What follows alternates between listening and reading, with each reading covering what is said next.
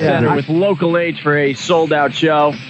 I believe we'll have more tickets give away to that show when we get a little closer, huh? I tend to think that myself. All right, man. It's Opie and Anthony. We got a real busy show today. We're doing movie cliches. If you got one, give us a call, 931-1AF, or you can fax them into us at 931-1073. I got a couple prison ones. Prison movies. Every prison movie you see, it's the same cliches. In jail, there must be a brutal guard and an evil, scheming warden. Everyone knows that, right? Yeah. Inside a prison, there's always a boss among the convicts, right? Right. Usually he's black, blind, and crippled, surrounded by tough black muscle men. Oh, God, that's true. And he's the one the white hero has to see to get something in jail.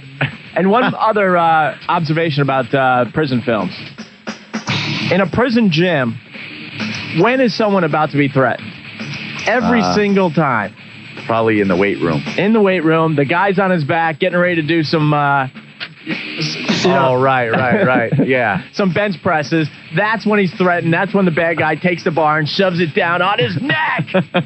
I got a couple of movie cliches that involve helicopters, which are very popular in movies these days. Yeah. Every movie's got to have a helicopter scene. How come there's always an abundance of corrupt helicopter pilots? Villains have no problems renting helicopters complete with a pilot who doesn't mind shooting total strangers. And a pursued hero with bad guys just yards behind him could hop into a helicopter, run through the 25-step startup checklist, spin up the copter rotor, and take off before the guy gets into pistol range. That is so true. Every single movie, man. Nasty. Yeah. Hi, I have a movie cliche for you. Let's hear your movie cliche. Okay, picture it. The American classic horror movie. Girl running from madman. Gets in car. Car does not start. Wait, but before she gets to the car, she's got to fall down 3 times. And drop the keys at the door when she's trying to unlock it. And let's not forget, when she's running as fast as she can, the monster, of course, is walking, and the monster will always catch up to her. How about when she's running through the woods and the tree she decides to lean against to take a breather? He's always behind it. Exactly. And there you are. You're at a summer camp. Yep. And all of a sudden, all your best friends get murdered. What would you do? You run. Run? No, you got to go investigate to try to figure out what the hell happened. Yeah, I know. Like 5 of my friends are dead. Let's go down to the archery range. Or let's take the canoe to the middle of the lake. No, he's not swimming. Really, he's not. Yeah, canoe. Passed out. Then it's back to Cleveland, Ohio. Next scene. I'm going to miss you. Yeah. Next scene, Dad. Down in the laundry room. Yeah. I have we had Veterans Day yesterday, and there were war movies all over TV. And those are the best for cliches, because, I mean, thousands of them with the same ones. These are things that guarantee you will die in a war movie. Let's hear these. If you show a picture of your best girl back home to any guy in your platoon, you're a dead man. Very good. If your transfer just came in for send you back stateside, you're gone. If your name's Kowalski, you're a dead man. If you're the son of a general, right, you're a goner. Any tail gunner in any airplane is a goner. And the radio man. The radio man. Anytime you got that radio on your back, you're a dead man. You're dead in every war movie. That's classic. IAF, do you have a movie cliche? All right. Now, you know how in the movies when they have sex in the movies after they get done doing the nasty? Yeah. Their hair is always perfect and their makeup is always perfect. And how come the guy gets out of bed and he's wearing his underwear? Yeah, or his socks. You ever notice that? I mean, when I have sex, I take everything off. I get I'm completely naked. Yeah, this guy's getting up. The phone rings or something. He gets up and he's wearing his underwear. And what about the perfect sheet? The perfect sheet? The special movie sheets. They go up to the girl's shoulders, but only to the guy's waist. Right. They're L-shaped, right. I think. They've got a notch taken out of them. And even though you just saw this lady nude, did the nasty, every freaking sexual position you could think of, as soon as it's over and she wants to get out of bed, she covers her body to get to the bathroom. Yeah. And it looks like you're going to see a shot of her, but you never do. They always do it right at the nick of time. And, of course, we all know this one. They sleep, they wake up in the morning and look each other right in the face and give a big, good morning, honey. Yep. How about morning breath? You ever hear that? Good job, dude. All right, guys, thanks. All right, man. More movie cliches on the way and the Frank Sinatra song, but we rock on with Ministry on AAF. 3WAF, the only station that really rocks. Reach around big and mean. It's Opie and Anthony.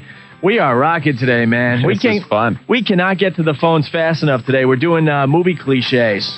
Everyone's seen them. Yeah, things that happen in just about every movie, and we take it for granted. Yeah, you just watch it, and it happens in every movie. And well, sometimes you sit there and put two and two together and go, what? This is the same thing I saw in this last movie. Exactly. Like there's a whole villain thing that's happening, all right? Yeah, the bad guy. The bad guy is always the foreigner. No matter how dead you think you've killed the bad guy, he could still get up at least 3 more times. Therefore, always make sure to leave his gun in or near his hand after you killed him, and you turn away to comfort the girl. There you go. Bad guys lurk until their presence is revealed by a flash of lightning. That's true. I've seen that. That's a good movie cliche. I got one more in the villain category that is coming in. Okay, the bad guy, instead of simply offing the captured good guy on the spot, will devise some sort of drawn-out, fiendishly clever method of executing that will take enough time to allow the good guy to figure out his escape. That always happens. That's what used to bother me about Batman on TV. Yep. They finally capture Batman and Robin. What do? You think they would just take a gun and go boom, boom? Because they're almost impossible to catch, right? That'd work. No, let's tie them up and put them in a huge hourglass and let the sand slowly come down and hit them on their head, and hopefully there'll be enough sand to suffocate them. But I won't know because I'll be leaving the building at the time, making sure no one's in the warehouse. Yeah. Ridiculous. Too much. I got a couple of car chase ones. Car chase ones, okay.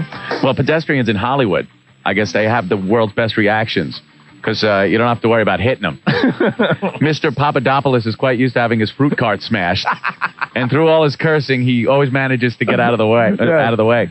And people being chased down the street, they are running in front of a car. Get off the road. Right. The car can't follow you into the woods, but they're running down the double yellow line, and the car just never can seem to catch up to them either. That's kind of dopey. Another one with car chases. If you see 2 guys carrying a pane of glass across the street, it is guaranteed that there is going to be a car barreling down on them within moments. That's true. And how about if somebody fixes your brakes so they give out? Yeah. They never give out at the stop sign or a light or when you're parking. They give out down the windy mountain road going downhill. And when people are driving a car in movies, they have no need to look at what they're doing. No, you can turn and talk. People in the back.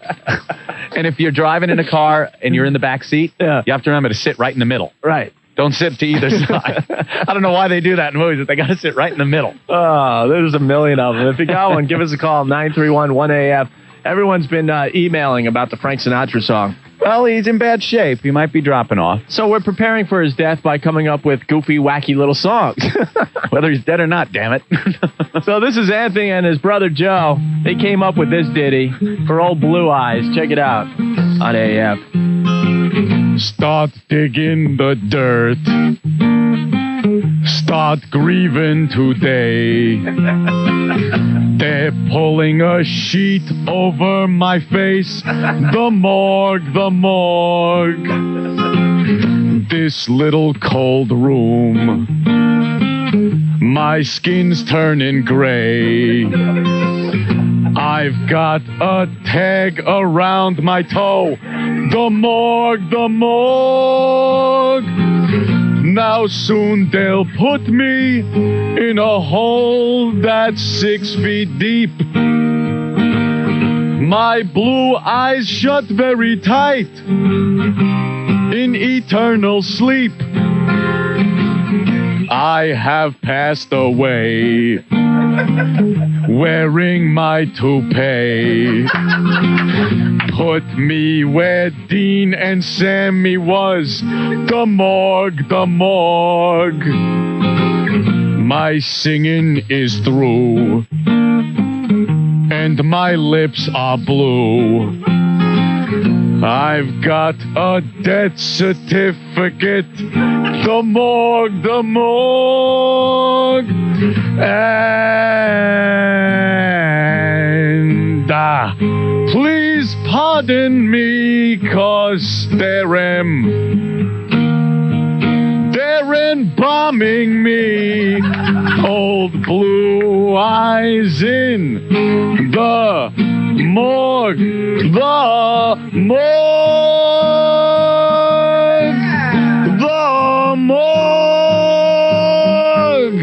That's right, baby. It's old Blue Lips, chairman of the morgue. Brother.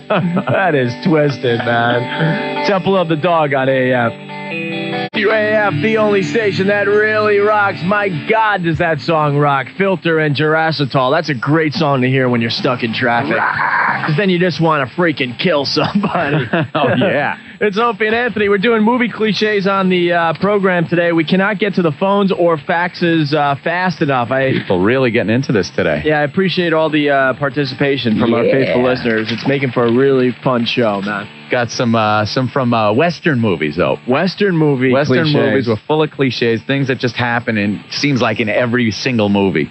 In the Westerns, there's a Hey Cody rule. Hey Cody rule. Know what that is? The bad guy gets the drop on the good guy. He could pull the trigger and kill him. Right. But he's got to go, hey, Cody! The good guy spins around and shoots him. To just shoot the damn guy. That's good. And then another thing that's good in Westerns, how come the cowboy, he's in a building, he sees the bad guy out on the street, right? He's got to break the glass and stick his gun through before he shoots. Just shoot through the window. You see him fine right there. As soon as you break the glass, then you get his attention, and he can possibly get out of the way before you get the rifle through the broken glass. I got one. You got to picture this, okay? All right. All right, you're watching a movie. The phone rings. I mean, in the movie, okay? The phone rings. Caller says, hey, you better check out what's on the news on Channel 13. He turns on Channel 13 and gets the report from the beginning. Yeah, it's just starting. And now, Los Angeles, we go to this story. I have that guy now. Yeah. In another time zone. You know what my favorites are? Is the detective genre. Oh, like the Lethal Weapon and 48 Hours, where they always have the angry, yelling captain. Yeah. He's constantly bitching this guy out about something. And also the detective who can't solve the case until he's suspended from it. I don't want you going near that case. That's when I'll get it done. And then there's a variance on two things in these movies. There's the disgusted detective who turns in his badge and gun to the captain, and the captain goes, you can't do this. And then there's the disgusted captain who takes the badge and gun away from the detective, and the detective says, you can't do this. That's good. It's like in every one of those movies. Oh, we got to go to the phones. They're ringing off the hook. Hi, AF. A couple more movie car truisms. Oh, let's hear it. Oh, first of all, how come whenever you're in an alley or on a dock, there's always like oil drums or cardboard boxes that they smash into, but there's never anything in them. And there's nothing in them. Very good. They're always empty. And the other thing is, how come whenever there's like the littlest crash, it always blows up afterwards? It's like everybody drives Pintos. Yeah, I never knew engines were that volatile that a bullet could actually set it off like a keg of TNT. AF.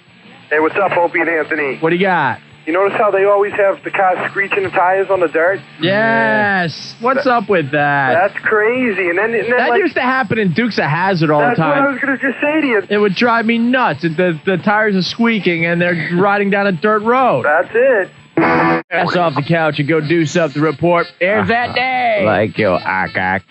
Sponsored by Cider Jack. Yes, it is. People at Cider Jack. Tonight, I'm going to spot the loony and wagon at the Rat, Daddy Longhead, and Moon Juice.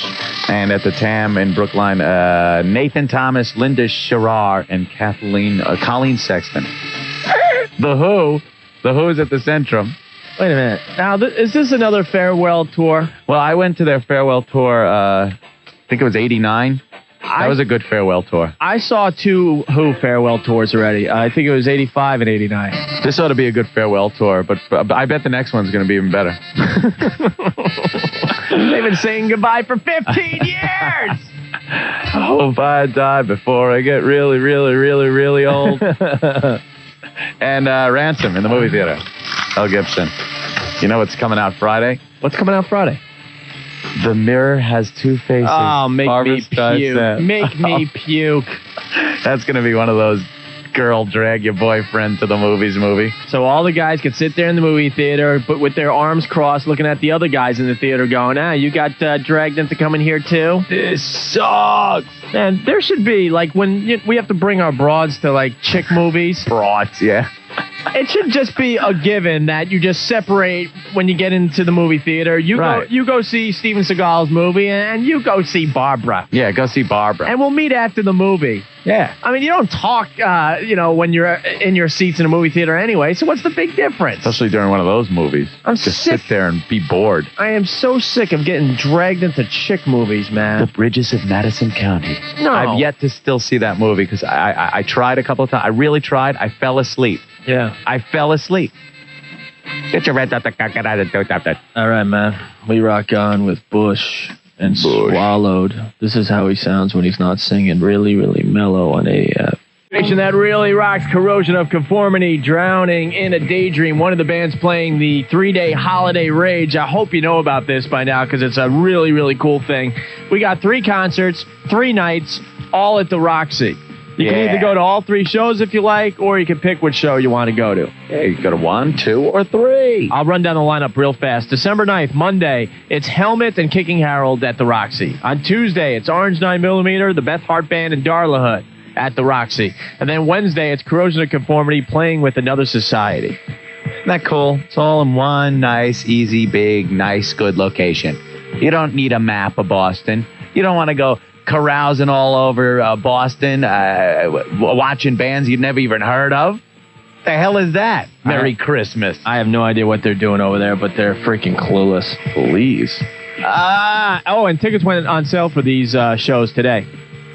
So, dude, how does it look, man? How does it look? I see you are sporting a new piece of jewelry there, Opie. What is that? Well, our faithful listeners would know that we talked to a guy named Chuck from San Jose. Yes. And he markets cannibal wear. Cannibal wear, that's right. That's a human finger bone. Hanging from my little neck right now, man. He sent us a piece of cannibal wear. Check it out. Cannibal wear. I'm styling, man. Dude, isn't that creepy, though? That was someone's finger at one point. It's a finger bone. It looks like from the middle knuckle to the knuckle right under your fingernail. It is definitely the curse finger. It is. It's the middle finger. Right. It's the middle finger, and it's the middle joint of the middle finger. Dude, isn't that weird, though? That was someone's finger, man. They used that. I'll tell you one thing. I'm starting to feel like Greg Brady. Oh. The tiki. The tiki doll, man. When we last left Opie, right, he had worn the tiki, the taboo around his neck. Yeah, I'm not going surfing in Hawaii with this thing on. What a great episode. Oh, yeah. I do believe that was the Hawaiian episode. That's right. I got the very first boner watching Marsha Brady. Yeah, you better watch that. Well, look out for the tarantula. Yeah. Oh, my God. It is pretty creepy. We're going to have to call him to thank him for sending the cannibal wear. Scott, it's someone's finger. He also sent a copy of the arrest report for Pee Wee Herman when he got caught in the porno theater. Supposedly, he has the original copy. That's why. He sent a Xerox copy to us. But he has the original copy of Pee Wee Herman's arrest report. Wow. Which is interesting. It says that he was left-handed. He did it left-handed? It says that when they caught him, he exposed himself and started masturbating with his left hand. It states with his left hand. His charge, exposure of sexual organs. And then it says at 30 hours, he again exposed himself. So he did it twice. He was a double dipper that night. And they saw him do it twice. That's awesome. It's just a little fun. We're definitely going to have to talk to this guy Chuck on the air again because he's got some bizarre stuff. He's got actual Secret Service photos of JFK limo after death, Kurt Cobain medical examiner's report. Hole in head, period. Exactly. He's got audio recording of JFK assassination from police radio. I've never heard that before. Neither have I. Photocopies of photos found inside Jeff Dahmer's apartment. Wow. Get some of those on the web. What else has he got? Coroner's report from Marilyn Monroe. Boy, he's into this whole death thing. Sears delivery log for a freezer to Jeffrey Dahmer's place. He used a Sears freezer. Autopsy photos of Lee Harvey. Oswald. This guy didn't seem that weird on the phone. I mean, he seemed like a regular kind of guy. Wow. This is kind of weird collecting this stuff and dealing in it. Well, we'll have to call him soon. Yeah. Well, there you go. You got yourself a finger bone. I'm sporting the cannibal wear around my neck. I don't even know who that was. It's a little creepy. I definitely feel like Greg Brady, man. Finger. Shut up, man. The Crows are on the radio. AF.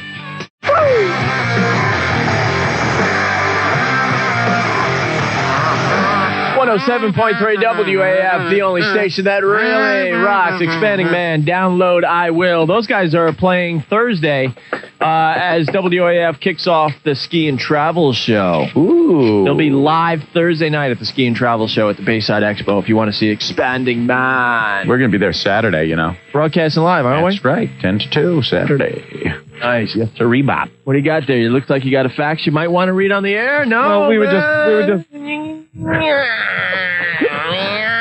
going through the movie cliches all day. That was so much fun today. We got to thank the faithful listeners. They really participated and did a fine job. And one came in that was pretty good. Sneeze up? Wow, that was a good one. Hope I didn't get any on anyone. You snotted the mic up for Rocco. Very good. Sorry, Rocco. All right. This happens in every one of those team cop movies like the Lethal Weapons and stuff like that. Whenever they go back to the precinct or HQ, the headquarters police department, when they go in the door, there's always the prostitutes that have just been arrested being booked. You know, they have to walk through the room of prostitutes. Right, that they're booking. That's in every one of those That's damn classic. movies. You know, we couldn't get to all the stuff we wanted to talk about today on the show, unfortunately. No. But did you hear about what happened in Nashua, New Hampshire? Nashua. Let's see. What could have happened in Nashua? There was a car, all right? He's tooling along, minding his own business. Right. And he gets rear-ended. Boom! Wow. Hit and run, though. The dude takes off after he crashes into this car. Right. But they caught the guy.